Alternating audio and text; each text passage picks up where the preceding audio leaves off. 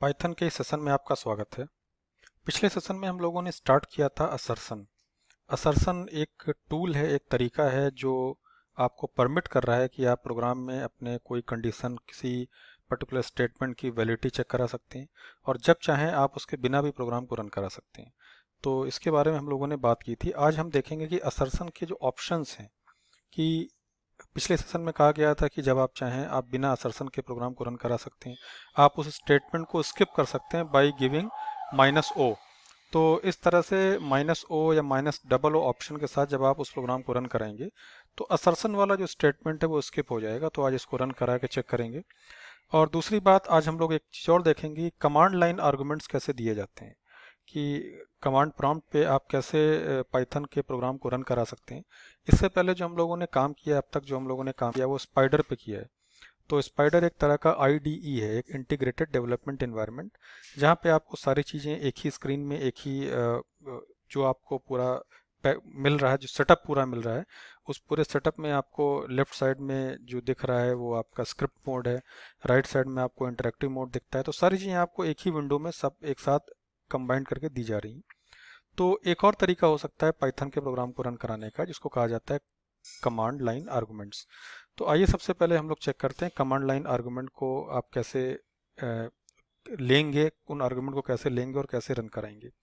तो एक छोटा सा प्रोग्राम, बहुत छोटा सा प्रोग्राम यहाँ पे लिखा गया है। बिल्कुल देखने से चीज़ें क्लियर हो रही हैं। इम्पोर्ट सिस, अभी हम लोगों ने मॉड्यूल के बारे में बात नहीं की, आगे बात करेंगे मॉड्यूल के बारे में। तो इस लाइन को देख के आप केवल इतना समझिए कि हम एक मॉड्यूल को इम्पोर्ट कर रहे हैं। तो इम्पोर्ट एक कीवर्ड आपने यूज़ किया और आप सिस एक मॉड्यूल को इम्पोर्ट कर रहे हैं और इसके बाद आप यूज़र से दो वैल्यू ले रहे हैं। कमांड प्रॉम्प्ट पे आप दो वैल्यू रीड करेंगे।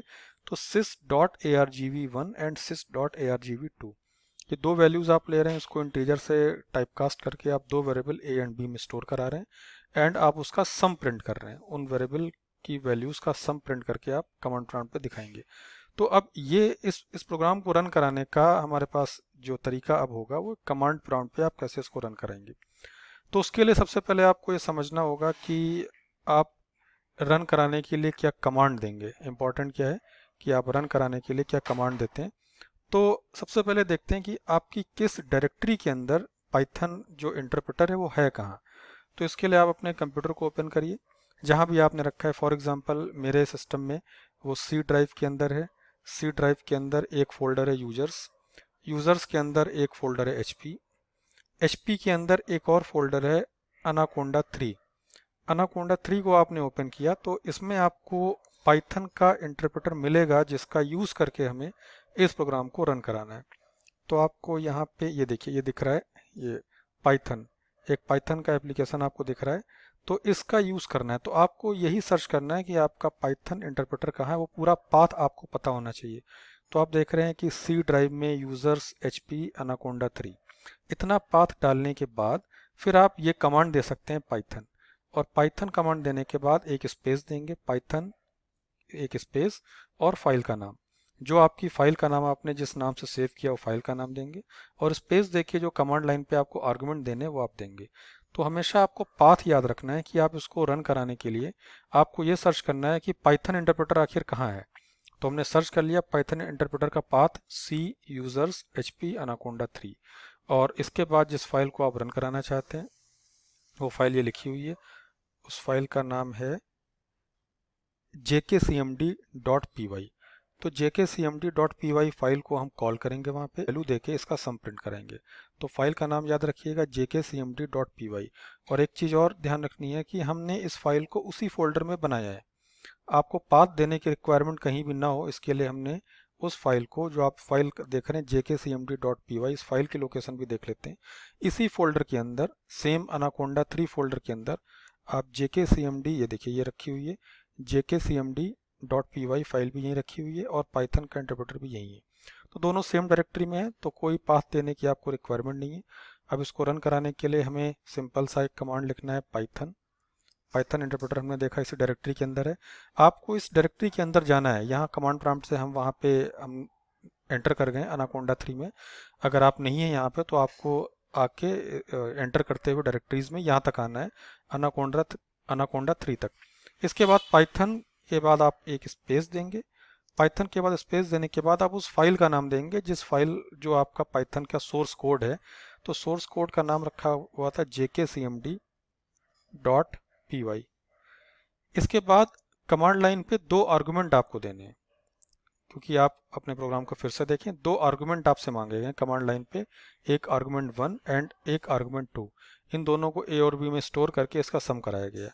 तो वापस जाके आप दो आर्गुमेंट यहाँ पे टाइप करें, एक आपने 10 दे दिया सपोज और एक आपने 20 दे दिया, और आप जैसे एंटर मारेंगे सम आपको दिख जाएगा, सम इक्वल टू 30। तो इस तरह से कमांड लाइन पे आप आर्गुमेंट दे सकते हैं, कमांड प्रॉम्प्ट पे आप आर्गुमेंट दे सकते हैं और अपने पाइथन का प्रोग्राम रन करा सकते हैं। रन कराने के बाद आप उसका आउटपुट देख सकते हैं। तो ये एक तरीका हो गया कि आप कैसे कमांड प्रॉम्प्ट पे अपने प्रोग्राम को रन करेंगे। आगे चलते हैं। अब इसके बाद बस ये ध्यान रखिएगा, प्रोग्राम में हम इंपोर्ट करते हैं एक सिस मॉड्यूल को, और सिस के साथ ही आप argv1 एंड argv2 आप दो चीज़ों को, आप दो वैल्यूज़ यहाँ पे कमांड प्रॉम्प्ट पे रीड करते हैं। उसका सिंटैक्स ये है, और जिस वेरिएबल में जहाँ भी आपको रखना है, फिर जो ऑपरेशंस कराना है, जैसे करना है, जो प्रिंट करना था हमें, वो प्रिंट आपको स्क्रीन पे दिख रहा है। आगे चलते हैं। अब हम लोगों ने पिछली बार असर्शन की बात की थी, असर्शंस पे आते हैं। पिछली बार हम लोगों ने बात वैलिडिटी ऑफ अ कंडीशन, किसी भी कंडीशन की वैलिडिटी चेक कराने के लिए आप असर्शन का यूज़ करते हैं। सिंटैक्स उसका था assert Boolean condition and optional message आप चाहें तो कॉमा लगा के दे सकते हैं। तो मतलब ये कि अगर ये कंडीशन ट्रू है तो नॉर्मल फंक्शन रिज्यूम होगा, अगर ये बुलियन कंडीशन फॉल्स है तो आपका सिस्टम एक एक्सेप्शन रेस करेगा, एक असर्शन एक्सेप्शन रेस करेगा, एक एरर मैसेज रेस करेगा, और जो आप मैसेज यहाँ पे आपने दिया होगा वो मैसेज प्रिंट कराएगा। तो ये हम लोगों ने लास्ट टाइम पे रन करा के देखा था। अब एक चीज़ आपको और यहाँ पे बताई गई थी कि इसका जो खास यूज़ है, जो इसका मेन यूज़ है वो क्या है। अगर आप इफ़ एल्स इसको कंपेयर करें तो इफ़ एल्स में जो आप इफ़ एल्स में कोड लिखते हैं वो आपके प्रोग्राम का पार्ट होता है, आपके प्रोग्राम में रहता है, और आप उसको स्किप नहीं करा सकते हैं। असर्शन में भी हम कंडीशन चेक करा रहे हैं, इफ़ एल्स में भी आप कंडीशन चेक कराते हैं। फ़र्क ये दोनों का कि असर्शन में आप जो कंडीशंस देते हैं उसको कभी भी आप जब चाहें आप उसको डिसेबल कर सकते हैं। तो ये जो रेड कलर से लाइन लिखी हुई है ये इंपॉर्टेंट है, assertions can be disabled at any point by passing -o और -oo। ध्यान रखिएगा ये ओ कैपिटल लेटर में लिखा हुआ है, -O और -O 2 टाइम्स। तो अब आप देखेंगे अभी कि आप कैसे इसको, इस ऑप्शन को ट्राई करके आप कैसे उस असर्शन की कंडीशन को हटा सकते हैं। तो ये इम्पॉर्टेंट है हमारे लिए कि आप इसको कैसे हटाएंगे। तो अपने उसी प्रोग्राम को रन कराते हैं, जो इनपुट आप लेते हैं उसको इंटीजर से कन्वर्ट करके आप स्टोर करते हैं। यहाँ पे मोटिव ये था प्रोग्राम का कि अगर कोई नेगेटिव नंबर आता है तो आपका सिस्टम एक असर्शन रेस करेगा। हम यहाँ पे केवल 10 पॉजिटिव नंबर्स को ही सम करना चाहते हैं जो यूज़र से दिए जा रहे हैं। तो यूज़र से आपको 10 नंबर्स दिए जा रहे हैं, आपको उन्हीं को सम करना है। तो उसके लिए आपने यहाँ पे एक लूप लगा रखी है और एक सम आपने एक वेरिएबल ले रखा है। सम की वैल्यू इनिशियली 0 है और जो वैल्यू आप करंट रीड करेंगे उसको हम सम में ऐड करते जाएंगे। बस एक बात ध्यान रखनी है कि अगर कोई वैल्यू नेगेटिव आती है, असर्ट के साथ जो कंडीशन आगे जो दी गई है, जो बूलियन कंडीशन दे रखी है, अगर ये कंडीशन ट्रू होगी तभी आप आके काम करेंगे। अगर ये कंडीशन फॉल्स होती है, असर्ट के साथ दी गई बूलियन कंडीशन अगर फॉल्स होती है, मतलब अगर value greater than equal to 0 नहीं है, मतलब अगर वैल्यू नेगेटिव है, तो ये प्रोग्राम कंटिन्यू नहीं करेगा और एक नेगेटिव नंबर आप यहाँ पे एक मैसेज प्रिंट करेंगे कि जो नंबर इनपुट किया गया है वो नेगेटिव है।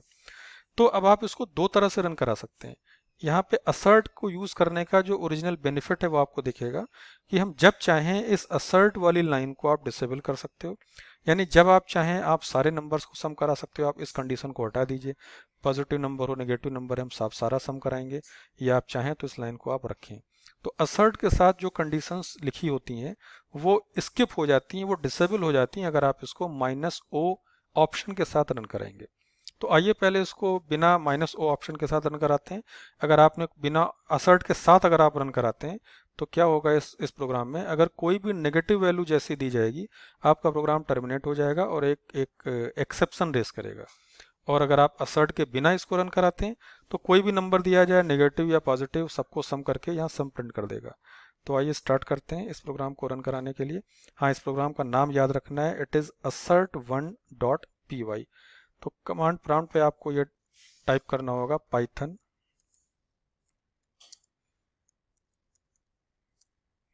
assert1.py। assert1.py को हम बिना किसी ऑप्शन के रन कराते हैं अभी। तो जब बिना किसी ऑप्शन के आप रन कराएंगे तो आपको 10 नंबर यहाँ आपसे मांग रहा है, 1 2 3 4 5 6 7 8 9 एंड 10। तो इन 10 नंबर्स का सम प्रिंट कर देगा बिना किसी, अभी असर्शन की कंडीशन आएगी नहीं क्योंकि हमने कोई भी यहाँ पे नेगेटिव नंबर नहीं दिया, सारे पॉजिटिव नंबर हैं। और आप देख रहे हैं उसका सम प्रिंट हो गया 55। अब इसको एक बार फिर से रन कराते हैं। फिर से रन कराने के लिए उसी को आपने कॉल कर लिया, उसी कमांड को जो आपने अभी टाइप किया था, पाइथन स्पेस assert1.py। इस बार हम एक नेगेटिव नंबर देखते हैं बिना किसी ऑप्शन के आपने इसको कॉल किया है। अभी असर्शन के साथ हम इसको रन कराना चाहते हैं और हम देख रहे हैं कि अगर कोई नेगेटिव वैल्यू दी जाए तो ये प्रोग्राम टर्मिनेट हो जाए। तो आप इसको रन कराते हैं, 1 2 3 4 के बाद आप -5 देते हैं। तो जैसे ही आप -5 देंगे एक यहाँ पे एक्सेप्शन रेज होगा, असर्शन एरर नेगेटिव नंबर। तो अपने प्रोग्राम में आप देखिए हमने जैसे ही यहाँ पे एक जो कंडीशन थी असर्शन के अंदर वो फॉल्स होती है, तो उसके फॉल्स होते ही, वो फॉल्स कब होगी, जब कोई भी नंबर इनपुट किया जा रहा है वो नेगेटिव होगा। तो असर्शन के अंदर की कंडीशन फॉल्स हो जाएगी। फॉल्स होने पे जो मैसेज है नेगेटिव नंबर वो प्रिंट हो जाएगा। अपने प्रोग्राम पे जाइए, आपने लिखा है जैसे ये कंडीशन असर्शन के अंदर की फॉल्स होगी ये एक मैसेज प्रिंट करेगा negative number, and message print करने के बाद ये आपके प्रोग्राम को टर्मिनेट कर देगा, एक एक्सेप्शन रेस करेगा। तो आपने देखा अभी भी कि एक एक्सेप्शन रेस करा लिया गया है। -5 जैसे दिया एक असर्शन एरर नाम का एक एक्सेप्शन रेज हुआ और आपका प्रोग्राम टर्मिनेट हो गया। अब आइए इसको असर्शन के बिना रन कराते हैं।